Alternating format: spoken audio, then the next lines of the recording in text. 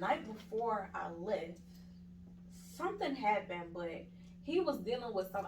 That's when I learned that I'm a healer in a sense, and he was going through something. But all I knew is what the God within me was telling me to do, and I just took him and I held his hands, and I started saying things that I knew weren't coming from me. I was confused in a sense, and I was just like, "This is not coming from me."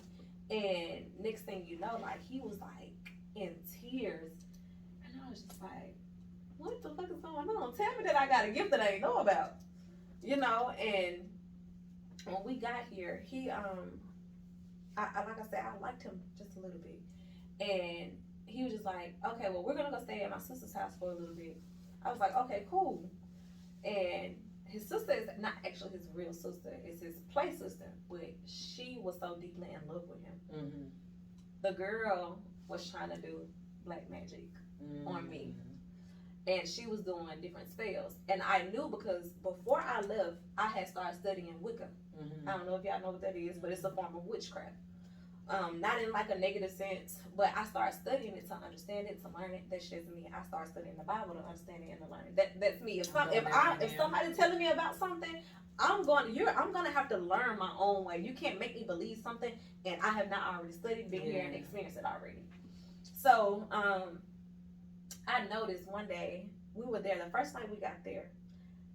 If y'all have ever experienced the feeling of negative spirits around you, it's so traumatizing to like your body. Like it makes your body vibrate on a different level. You could feel the negativity in your body. Just drop. Yes. And that's how it was. You could tell. And she had left us there and was like, "Y'all can go in this room right here. Go sleep in this room." This room is where she was doing her work, where she was summoning things. And I just kept, every time I would lay down, someone was just like, "Tiara, get the fuck up. Do not fall asleep in this room. Whatever you do not fall asleep in here." And I was just like, I'm not comfortable. I feel so much negative energy around me. Every time I would get close to the door handle, before I even went in the room, I could feel it. And I was just like, yeah, something ain't right. So I came out the room. I felt so much better when I came out the room. And I just sit on the couch. And I looked down. She had a leash. She ain't got no dog. A chain and a leash inside of his shoes. You know what that was for? To keep him from leaving. You ain't got no dog, sis. What a dog is? What you doing with a leash? What the hell? When I tell y'all, it's so crazy. So, she came back, but when she came back is what she wasn't expecting.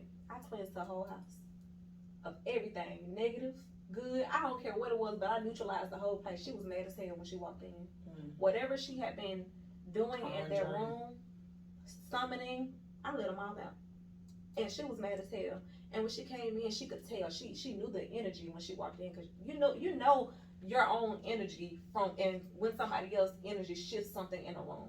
Just like if you were to walk out and we were both mad in here, when you walk into this room, your energy would shift. You could tell immediately. You could feel it, yeah. And she came in, and you should have seen the look on her face. And I was already saying, I was like, my car is my safe haven. My car is my safe haven. And I was wondering why my higher self or God was telling me your car is your safe haven, because everywhere I had went, it wasn't safe. So my car, that was the whole purpose of me sleeping in my car. That was why God was making me sleep in my car, because nowhere was safe for me at the time.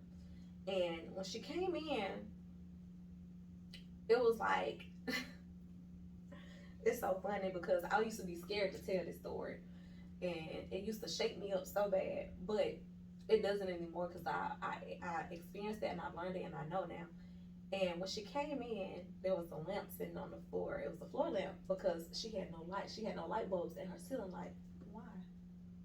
What would be the purpose of having a floor lamp but taking all the light bulbs out of the ceiling? It didn't make sense to me.